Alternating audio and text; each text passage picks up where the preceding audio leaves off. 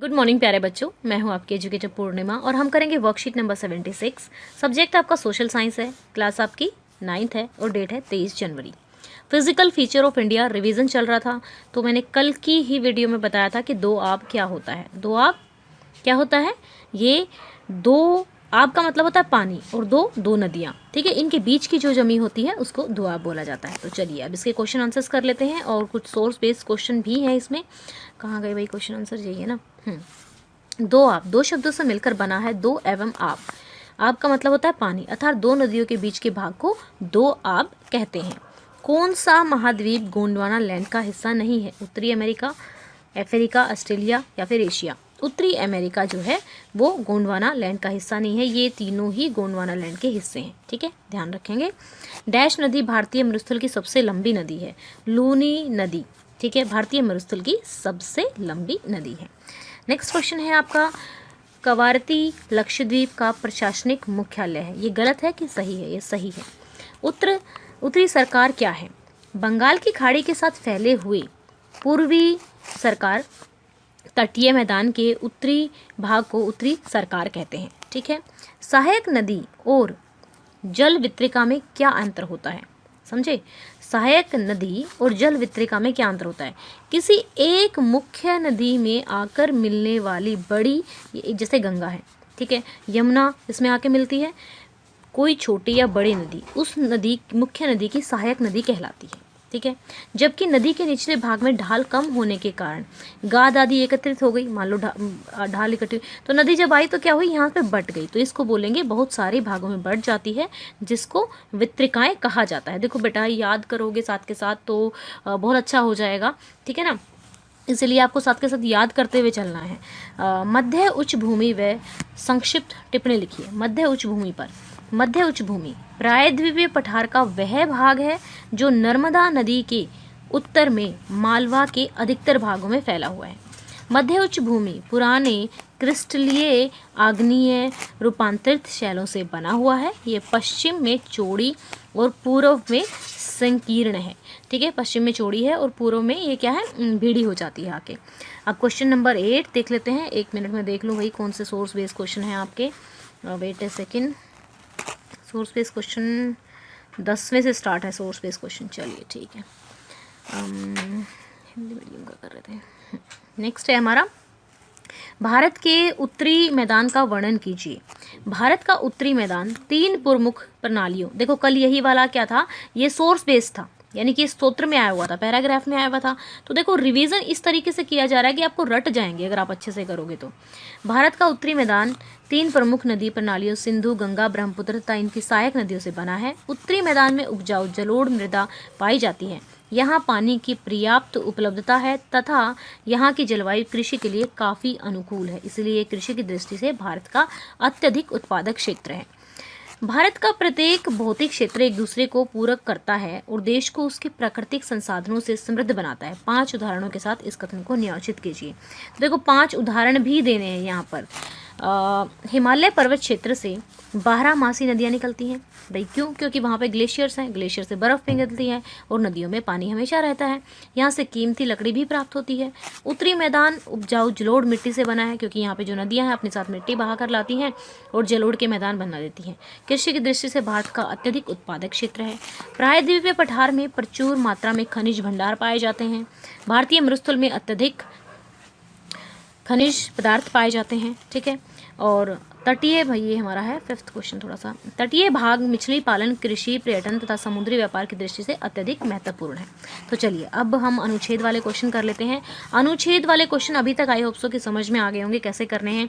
अनुच्छेद वाले क्वेश्चन जो होंगे ना, उनका आंसर आपको, उनमें से आपको एक भी क्वेश्चन गलत नहीं करना है, उसमें से आपके पूरे के पूरे मार्क्स आने चाहिए। प्रायद्वीपीय पठार के किनारों पर संकीर्ण, तो पहले क्या करते हैं, देखो नॉर्मल क्या होता है, पहले तो मैं आपको बोलती थी, वैसे अभी तो टाइम है तो पहले पूरा पैराग्राफ पढ़ लो, ठीक है। लेकिन अगर टाइम कम रहता है, ऐसा होता है कई बार टाइम कम रहता है, तो पहले क्वेश्चंस पढ़ लो, क्योंकि क्वेश्चन जब हम पहले पढ़ लेते हैं ना तो फिर हमें जब पैराग्राफ पढ़ेंगे तो हमें याद रहेगा कि ओके इस वाले क्वेश्चन का आंसर यहाँ पर है। मुंबई और गोवा के तटीय भागों को किस नाम से जाना जाता है? भारत के 2 समुद्री तट मैदानों के नाम लिखिए। कोई 2 नदी डेल्टा बनाती हैं, उनके नाम लिखिए। समुद्री तट मैदानों का कोई अर्थ, एक बार फटाफट रीडिंग कर लिया। अब चलते हैं। तो भारतीय प्रायद्वीप पठार के किनारों पर संकीर्ण तटीय पट्टियों का विस्तार है। पश्चिम में अरब सागर से लेकर पूर्व में बंगाल की खाड़ी तक विस्तृत है। पश्चिमी तट, पश्चिमी घाट, अरब सागर के बीच स्थित संकीर्ण मैदान है। इस मैदान के 3 भाग हैं। तटीय के उत्तर भाग को कोंकण कहते हैं, मध्य भाग को कन्नड़ कहते हैं और दक्षिण भाग को मालाबार तट कहते हैं। ठीक है, तो इन्होंने कहा भारत के 2 समुद्री तट मैदानों के नाम लिखिए। फिर उसके बाद ये देखो, इनमें से यहाँ पे मुंबई और गोवा के तटीय भाग को नाम लिखिए। तो यहाँ पर आ गए ना, यहाँ पे मुंबई और गोवा का कोंकण। तो इसी तरीके से क्या है कि साथ के साथ हमारे माइंड में आता रहेगा, पैराग्राफ पूरा पढ़ना है और उसके बाद इनके आंसर्स आपको लिख देने हैं। तो चलिए, मुंबई और गोवा के तटीय भाग को किस नाम से जाता है? कोंकण। बच्चा खुद करने की कोशिश किया करो। अब तो मतलब हम तो कर ही रहे हैं। एक बार देख लो बस वीडियो को फटाफट कि हाँ भाई सारे आंसर ठीक हैं, बट अदरवाइज जैसे ही वर्कशीट आती है ना, तो एक बार खुद करने की कोशिश ज़रूर किया करो। भारत के 2 तटीय मैदान, पश्चिमी तटीय और पूर्वी तटीय मैदान। ठीक है, नेक्स्ट क्वेश्चन है आपका, कोई 2 नदियों जो डेल्टा बनाती हैं, महानदी और गोदावरी। ठीक है, गंगा भी बनाती है। समुद्री तटीय, इसने वो तो नहीं पूछा था ना। ठीक है, समुद्री तटीय मैदानों का कोई एक आर्थिक लाभ। समुद्री तटीय मैदान जो होते हैं उपजाऊ होते हैं। ये मैदान कृषि की दृष्टि से बहुत ही अधिक उपजाऊ होते हैं। ठीक है, नेक्स्ट क्वेश्चन है क्या? नेक्स्ट क्वेश्चन, ये लास्ट क्वेश्चन था। तो स्टूडेंट्स, ये हो गई हमारी आज की वर्कशीट। अब मैं थोड़ा सा अनअकैडमी के बारे में बता देती हूँ। ये बिल्कुल फ्री है आपका। स्टूडेंट्स, जैसे कि आपको पता ही है कि मैं अनअकैडमी के जो इवेंट होते हैं जो काफ़ी अच्छे होते हैं वो मैं आप लोगों को टाइम टू टाइम बताती रहती हूँ। तो यहाँ पे देखो, एक क्रिएटिव कॉर्नर करके इवेंट आने वाला है। ये है 31 जनवरी को। ठीक है, और ये सुबह 9 बजे से स्टार्ट हो जाएगा। इसके लिए कोई फ़ीस नहीं है, फ्री है। तो इसमें सिखाएंगे क्या? इसमें पढ़ाई से रिलेटेड कुछ नहीं होगा, क्योंकि होता है ना कि हमें कुछ एक्स्ट्रा चीज़ें सीखने को मिलती हैं। जैसे कुछ गेम की ट्रिक होती हैं, मैजिक सिखाया जाएगा, डूडलिंग किस तरीके से बनाते हैं, देन पोइट्री में अगर आपका इंटरेस्ट है, सिंगिंग में इंटरेस्ट है, तो वो चीज़ें आपको यहाँ पर सिखाई जाएंगी।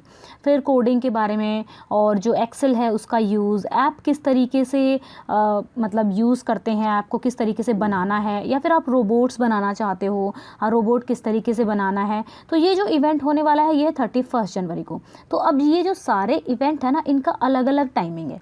तो इनका टाइमिंग मैं यहाँ दिखा देती हूँ आपको, कि थोड़ा सा बड़ा कर देती हूँ आपको ताकि आसानी से दिखे। तो यहाँ पे देखो, जो चेस है, अगर किसी बच्चे का चेस वगैरह में, उसमें मिडल गेम ट्रिक्स, यानी कि उसकी जो गेम की ट्रिक्स हैं वो छोटी छोटी अच्छे वाली ट्रिक्स आपको बताई जाएंगी। ठीक है, तो 1 घंटे का टाइमिंग रहेगा। तो फॉर एग्जांपल किसी बच्चे का चेस में इंटरेस्ट है लेकिन एक्सेल में इंटरेस्ट नहीं है, या तो वो अपना पहले ही टाइम डिसाइड कर ले कि हाँ भाई जैसे 4 बजे मैजिक सिखाया जाएगा, मैजिक के बारे में बताया जाएगा। तो आप ये हो सकता है ये वाला इवेंट ना अटेंड करना चाहें, ये वाला अटेंड करना चाहें, तो वो आप अपने अकॉर्डिंग रजिस्टर कर लेना। तो यहाँ मैं बता देती हूँ कि देखो, चेस के लिए जो गेम ट्रिक्स हैं वो सिखाई जाएंगी। फिर कोडिंग के बारे में बताया जाएगा 10 बजे। फिर 11 बजे एक्सेल के बारे में बताया जाएगा। फिर पोइट्री के लिए कि किस तरीके से, आजकल आप लोगों ने देखा होगा कि पोइट्री के कितने सारे जो चैनल्स हैं, यूट्यूब चैनल्स हैं, वो बहुत ही अच्छे से कर रहे हैं। तो किस तरीके से पिच को यूज़ करना है, हाई करना है, तो वो पोइट्री में प्रॉपरली यहाँ पर बताया जाएगा। ठीक है, फिर बात आती है रोबोटिक्स की। रोबोटिक्स के लिए आपका रहेगा 3 बजे। ठीक है, फिर 4 बजे आपका मैजिक का, और फिर ऐप किस तरीके से क्रिएट करना है ये है आपका 5 बजे। और ये इवेंट किस दिन है ये आपको ध्यान रखना है। वैसे तो अभी आने वाली वीडियोज़ में मैं आपको बताती ही रहूँगी ये। तो ये 31 जैन को है। ठीक है ना, और 9 बजे से शुरू हो जाएगा। आप अपने इंटरेस्ट के अकॉर्डिंग इसमें से इवेंट चुन लेना। ठीक है ना बेटा।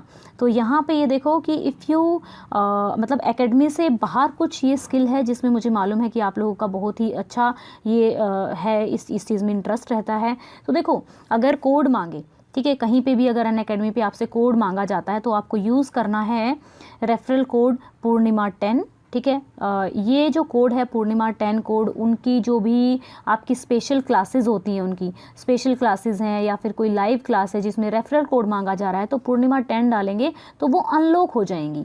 ठीक है, और अगर मान लो कोई कोर्स अगर आप कभी खरीदते हो, इन फ्यूचर खरीदते हो या अभी खरीदते हो, तो उसमें भी आपको 10% का डिस्काउंट मिलेगा अगर ये अपना आप पूर्णिमा 10 कोड उसमें डालते हो तो। ठीक है, तो कोड तो आपको पता ही है। और जो ये इवेंट हम बता रहे हैं आपको कि 31 जनवरी को होने वाला है, इसमें ऐप क्रिएशन, ये देख सकते हैं कि ये इवेंट रहने वाले हैं। तो आप अपने टाइम के अकॉर्डिंग इसको रिमाइंडर भी लगा लेना इसमें, और रजिस्टर करने के लिए बिल्कुल फ्री है ये। ठीक है। इसमें कोई फीस नहीं लगने वाली है, लाइव इवेंट रहने वाला है, बिल्कुल फ्री आप इसको देख सकते हैं, ठीक है ना। तो अब आपको रजिस्टर कैसे करना है, जो लिंक मैंने नीचे डिस्क्रिप्शन में दिए हुए हैं, एक बार वहाँ जाकर ओपन कर लेना और ओपन करके देख लेना कि आपको किस तरीके से आप जाकर रजिस्टर कर पाएंगे और फिर आपके पास नोटिफिकेशन भी आ जाएगा। काफ़ी अच्छा रहेगा, मतलब मेरे को तो अच्छा लगता है। अगर मुझसे पूछो तो मुझे मैजिक का बड़ा शौक़ है और कोडिंग का तो आप लोगों को मैं पता ही है। तो अगर मेरे को सीखना हो तो मैं क्या सीखूंगी, मैं शायद मैजिक और रोबोट मेकिंग सीखूंगी, बाकी तो फिर भी हमें आता है। तो आप भी इसी तरीके से अपने टाइम इवेंट को मैनेज कर लेना, ठीक है। और फ्री है तो देखने में कुछ नहीं जाता है, एटलीस्ट आप फ्री तो जो रहते हैं ना, जो इवेंट ऐसे क्रिएटिव वाले रहते हैं वो देख ही लिया करो। ओके बच्चा, तो आई होप आपको समझ में आया होगा कि मैं इसमें क्या बता रही हूँ। और पूर्णिमा 10 कोड आप यूज़ कर सकते हैं। और अगर आपको मेरे पढ़ाने का तरीका अच्छा लगता है, समझाने का तरीका अच्छा लगता है, तो वीडियो को आप पहुंचाएंगे 1000 लाइक्स तक। और अगर अभी तक आपने चैनल को सब्सक्राइब नहीं किया है तो चैनल को सब्सक्राइब कर लीजिएगा। Thank you, have a nice day, may God bless you.